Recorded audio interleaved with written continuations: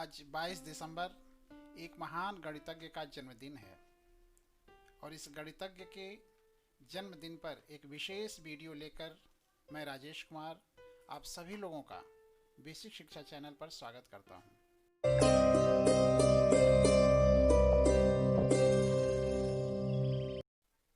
इस वीडियो को अंत तक ऐसे सभी माता पिता जरूर देखें जिन्हें ये लगता है कि उनका बच्चा बहुत आगे नहीं बढ़ सकता, और ऐसे बच्चे भी देखें जिन्हें ऐसा लगता है कि अपनी खराब आर्थिक स्थिति के कारण वे बहुत आगे नहीं बढ़ सकते।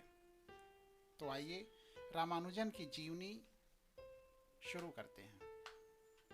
रामानुजन का जन्म 22 दिसंबर 1887 को तमिलनाडु के कोयम्बटूर के इरोड नामक गांव में एक पारंपरिक श्री वैष्णव ब्राह्मण परिवार में हुआ था।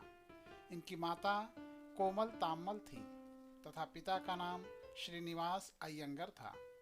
इनका बचपन मुख्यतः कुंभकोणम में बीता था, जो अपने प्राचीन मंदिरों के लिए जाना जाता है। बचपन में रामानुजन का बौद्धिक विकास सामान्य बालकों जैसा नहीं था। 3 वर्ष की आयु तक ये बोलना भी नहीं सीख पाए थे। सबको चिंता होने लगी थी कि कहीं यह गूंगे तो नहीं हैं, पर कौन जानता था जब बड़ा होकर यह बालक बोलेगा तो पूरी दुनिया सुनेगी। बाद के वर्षों में जब उन्होंने विद्यालय में प्रवेश लिया तो भी पारंपरिक शिक्षा में कभी भी इनका मन नहीं लगा। रामानुजन ने 10 वर्षों की आयु में प्राइमरी परीक्षा में पूरे जिले में सबसे अधिक अंक प्राप्त किया। रामानुजन को प्रश्न पूछना बेहद पसंद था। उनके प्रश्न अध्यापकों को कभी कभी बहुत अटपटे लगते थे। रामानुजन का व्यवहार बड़ा ही मधुर था। इनके सहपाठियों के अनुसार इनका व्यवहार इतना सौम्य था कि कोई इनसे नाराज हो ही नहीं सकता था। विद्यालय में इनकी प्रतिभा ने दूसरे विद्यार्थियों और शिक्षकों पर छाप छोड़ना आरंभ कर दिया। इन्होंने स्कूल के समय में ही कॉलेज के स्तर के गणित को पढ़ लिया था। हाई स्कूल की परीक्षा उत्तीर्ण करने के बाद इन्हें गणित और अंग्रेजी में अच्छे अंक लाने के कारण सुब्रमण्यम छात्रवृत्ति मिली और कॉलेज की शिक्षा के लिए प्रवेश भी मिला। आगे एक परेशानी आई। रामानुजन का गणित के प्रति प्रेम इतना बढ़ गया था कि वे दूसरे विषयों पर ध्यान ही नहीं देते थे। यहाँ तक कि वे अन्य विषयों की कक्षाओं में भी गणित के प्रश्नों को हल किया करते थे। नतीजा यह हुआ कि 11वीं कक्षा की परीक्षा में वे गणित को छोड़कर बाकी सभी विषयों में फेल हो गए और उनको छात्रवृत्ति मिलनी भी बंद हो गई। घर की आर्थिक स्थिति पहले से ही बहुत खराब थी और ऊपर से छात्रवृत्ति भी नहीं मिल रही थी। रामानुजन के लिए यह बड़ा ही कठिन समय था। घर की स्थिति सुधारने के लिए इन्होंने गणित के कुछ ट्यूशन तथा खाते बही का काम भी किया। कुछ समय बाद 1907 में रामानुजन ने फिर से 12वीं कक्षा की प्राइवेट परीक्षा दी और पुनः फेल हो गए। इसी के साथ इनके पारंपरिक शिक्षा की इतिश्री हो गई। इसके आगे वह नहीं पढ़ सके। यहाँ मैं शिक्षा व्यवस्था की एक कमी की तरफ ध्यान दिलाना चाहूँगा। जिस महान गणितज्ञ के सवालों के जवाब कोई नहीं दे सकता था, जिसके अल्पायु में किए गए कार्यों पर अभी भी दुनिया शोध कर रही है, उसे हमारी शिक्षा व्यवस्था ने फेल का सर्टिफिकेट पकड़ाकर आगे पढ़ने का मार्ग बंद कर दिया। ऐसी दुर्लभ विभूतियों के लिए उचित व्यवस्था होनी चाहिए। विद्यालय छोड़ने के बाद का 5 वर्षों का समय इनके लिए बहुत हताशा भरा था। भारत इस समय गुलाम था। चारों तरफ भयंकर गरीबी थी। तंगहाली में रामानुजन ईश्वर पर अटूट विश्वास और गणित के प्रति अगाध श्रद्धा के सहारे अपना जीवन जी रहे थे, परंतु विपरीत परिस्थितियों में भी गणित के अपने शोध कार्य को बंद नहीं किया। ट्यूशन से कुल 5 रुपए मासिक मिलते थे। इसी से उनका गुजारा होता था। रामानुजन का यह जीवन काल बहुत कष्ट और दुख से भरा था। वर्ष 1908 में इनके माता पिता ने इनका विवाह जानकी नामक कन्या से कर दिया। जिम्मेदारी बढ़ने पर इन्होंने नौकरी की तलाश तेज कर दी। इस चक्कर में इनका स्वास्थ्य बहुत खराब हो गया। नौकरी की तलाश में जब वह किसी से मिलते तो उसे अपना वह रजिस्टर दिखाते थे जिसमें इनके द्वारा गणित में किए गए सारे कार्य होते थे।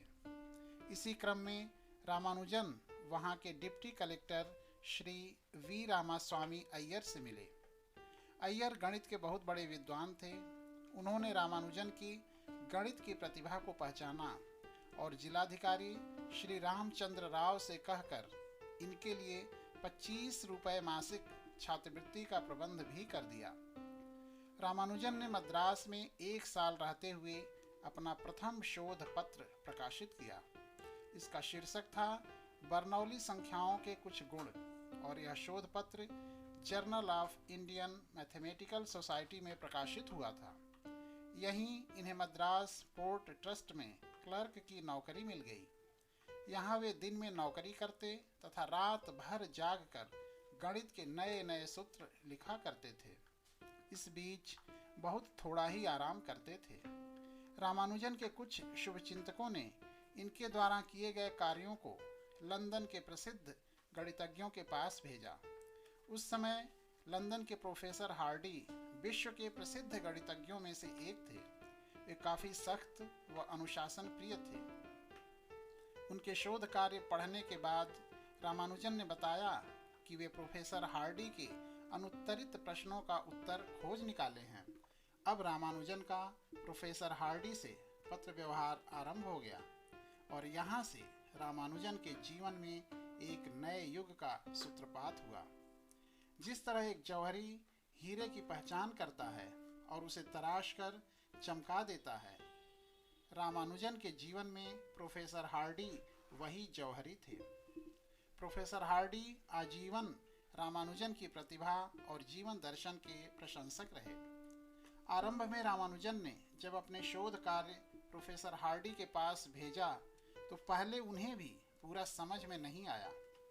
जब उन्होंने अपने मित्र गणितज्ञों से सलाह ली तो वे इस निष्कर्ष पर पहुंचे कि रामानुजन गणित के क्षेत्र में एक दुर्लभ व्यक्तित्व हैं और इनके द्वारा किए गए कार्य को ठीक से समझने और उसमें आगे शोध के लिए उन्हें इंग्लैंड आना चाहिए।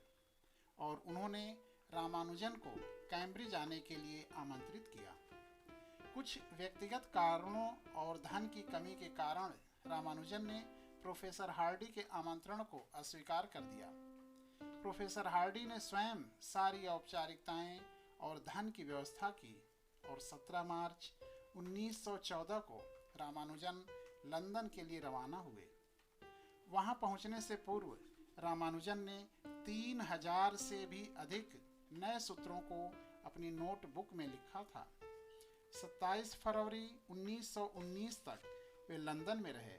उनके विशेष शोध कार्यों के कारण इन्हें कैम्ब्रिज विश्वविद्यालय द्वारा बीए की उपाधि मिली। 28 फरवरी 1918 को 30 वर्ष की आयु में ये एफआरएस हो गए। ट्रिनिटी कॉलेज कैम्ब्रिज के फेलो से सम्मानित किया गया। गणित के इतिहासकार हर्बर्ट टर्नबुल ने लिखा है, रामानुजन की गवेषणाओं से एक नए युग का सूत्रपात हुआ। जलवायु परिवर्तन और सात्विक जीवनचर्या के कारण रामानुजन का स्वास्थ्य खराब रहने लगा। अंत में रामानुजन के विदा की घड़ी आ गई। 26 अप्रैल 1920 को गणित का जादूगर, संख्याओं के साथ खेलने वाला भारतीय सूर्य सदा के लिए अस्त हो गया। रामानुजन के शब्दों में, मेरे लिए गणित के उस सूत्र का कोई मतलब नहीं है जिससे मुझे आध्यात्मिक विचार न मिलते हों।